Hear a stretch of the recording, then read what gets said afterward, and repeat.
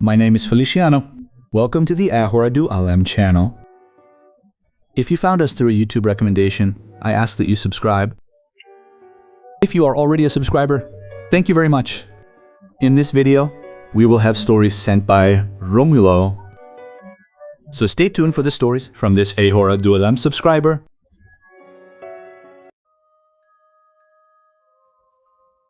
Hello Feliciano and subscribers of your channel. My name is Romulo. I am 64 years old and I will share experiences I had when I worked as a night watchman. I worked as a night watchman from 1999 to 2007. Later, I left to start a company with my son, but those were years where I saw many things during the late nights. I worked as a motorized guard. Those are the guards you hear at night passing through the street, making noise with their motorcycle siren. I lived in Cabo Verde, Minas Gerais. Then, when I met my wife, I came to live here in Botucatu. At that time, I was unemployed, doing masonry odd jobs with a friend, until a neighbor said they needed a night watchman for the neighborhood where I live. Since I had a lot of skill with motorcycles, I've been riding since I was 11.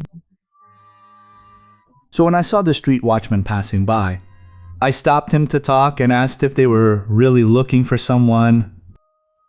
He said yes, because the previous watchman had moved to Sao Paulo and left him in the lurch. He had already been working every day for a month without a break. So we agreed that the next night I would take a test ride. What? We'd go on the company motorcycle and I would go on my own bike. And that is how we set it up. When I told my wife I was going to do a test, at first she wasn't very happy, as she was afraid because it was late at night. And whoever works late at night is at the mercy of criminals and other things. I did the test with him and really liked it. I thought the time passed quickly since I had to ride the motorcycle and it was something I really enjoyed. It was common at first to see people walking on the street at night until a certain time, but after 11 p.m., you almost didn't see anyone. There were many cases of break-ins, criminals, invading homes, and other things like that. But what I didn't expect was to have contact with the supernatural. It was a Friday night. Back then we already had cell phones. It was that brick phone model. And a neighborhood resident called me. She owned the neighborhood bakery and asked me to go there because someone else had knocked on her gate and shouted that someone was messing around in the bakery. I called the police and headed to the location. When I arrived at the street, I saw that the lights were off, so it couldn't be an employee. When I got to the front of the bakery, I saw there was a lady standing there. She looked lost in tattered clothes and was knocking on the bakery door. All she said was, "I want bread." I approached. "Ma'am, you'll have to leave. It's not bread time. The bakery only opens at 5:30 in the morning." She just stood there, kept knocking her hands on the bakery door and saying, "I want bread. Give me bread." I got off my bike and went to try to talk to her. But when that lady turned toward me, I almost fell to the ground. She had such an ugly expression, so ugly that she looked more like a witch. Her eyes were red and she was drooling. She started laughing and I got chills all over.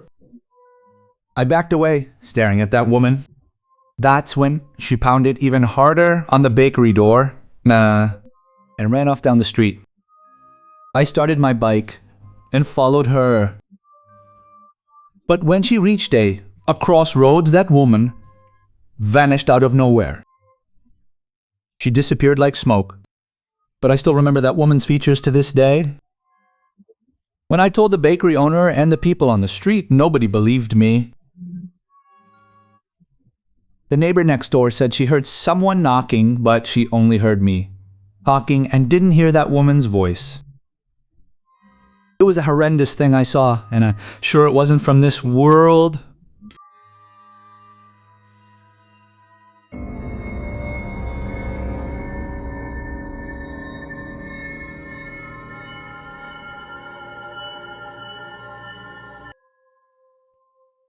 A few months had already passed since I saw that woman.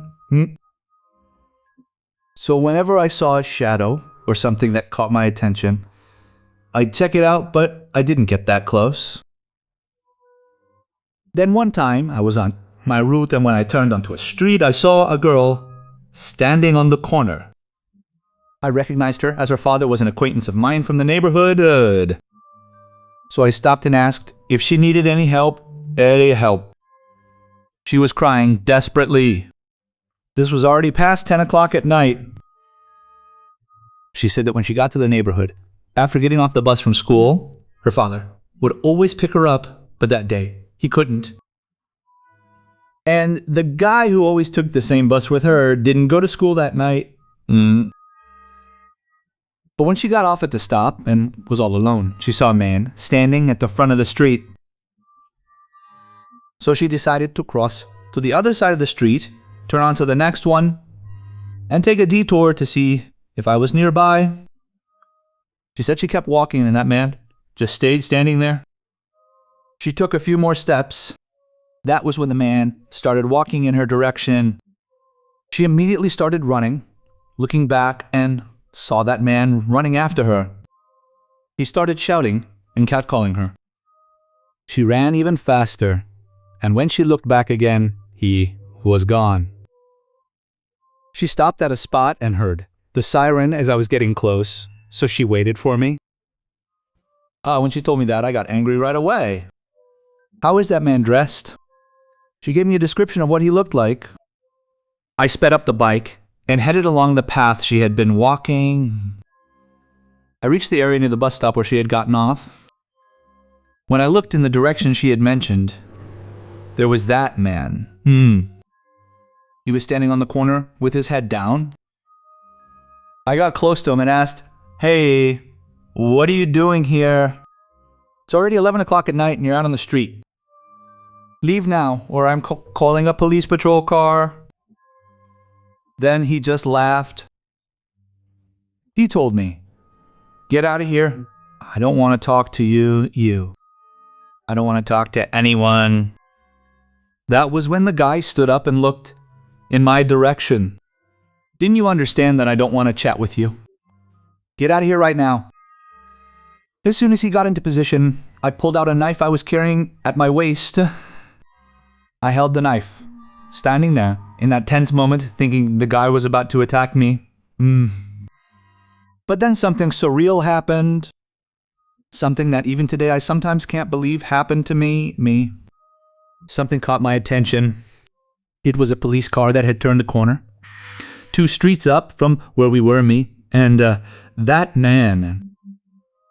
In a split second, I looked toward the police car, and when I looked back, the guy had vanished. And I mean, he had truly disappeared.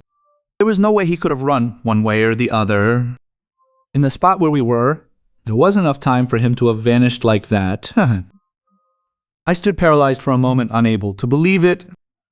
The police car arrived, saying the young woman had called them because I was taking too long.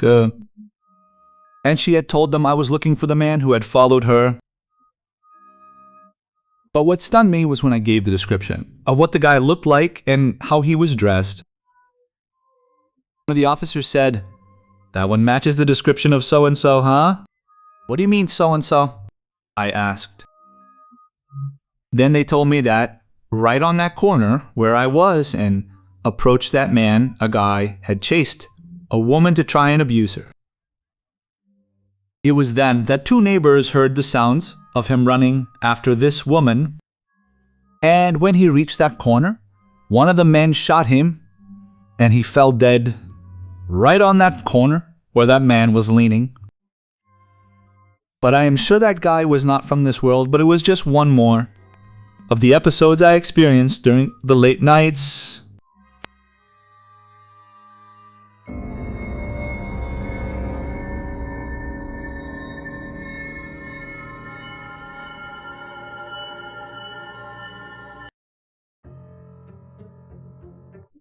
event that left a mark on me. This one really did. I was out on patrol. It was already around 3 in the morning when I passed by a house and heard an argument, a heated argument, between a man and a woman. I stopped and waited for a while, but I noticed it was one of the houses that didn't pay for my services. I called the police. While I was waiting for the police, I saw someone running down the street. I saw that person coming in my direction, and when I fixed my gaze, I saw was a little girl. She looked to be about 8 years old. She was wearing a white dress and running barefoot down the street. I started the motorcycle and went to meet her. She turned down the street before I could reach where she was. And when I entered that alley, the girl had vanished. I found it strange. I went to the end of the alley. As I passed, one of the neighbors looked out the window because he was bothered by the noise I was making with the motorcycle. I asked if he had noticed if any child had passed by there. He said no, that he only noticed the noise I was making. I rode around a little more inside that alley and saw no sign of that child there.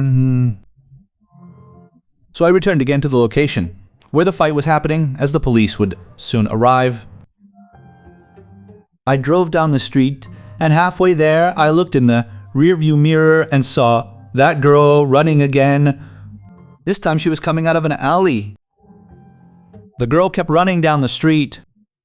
That's when I turned the motorcycle around and started speeding, chasing after her and signaling. I kept flickering my headlight on and off to get her attention. Then she stopped and turned in my direction. When that girl turned toward me, guys, it's something that still gives me chills to this day. It wasn't the face of a girl, it was more like the face of a demon. It was a horrendous thing, a terrifying thing. Wow. I'm telling this here, sending this email to Feliciano. I'm shaking all over from how scared I am. It was truly a demonic appearance. That girl stood there still, and I stopped the motorcycle. I got very close to her, shining my headlight on her. She stayed there for a few seconds, turned back to the street, and ran off. But this time, I didn't follow her. I felt in my chest that I shouldn't follow that girl because it was nothing good, because I don't know if it's related or not, but this was during Lent. I even remember my mother saying that you should be careful during Lent because you see things on the street. I've had other contacts with Beyond. For now, I am sending just these 3 accounts, but I hope you like them, as they were stories that scared me and still give me nightmares today. Thank you, Feliciano, and thank you to the subscribers of the channel, Ahora Dualem.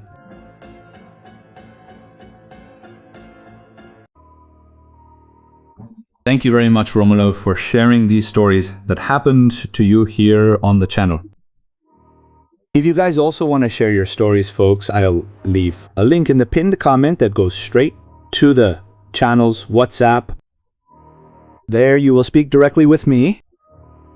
I would like to thank each one of you who is always here following the channel, leaving a like, sharing, and leaving your comment. May God bless each one of you and your families. Thank you very much. See you in the next video.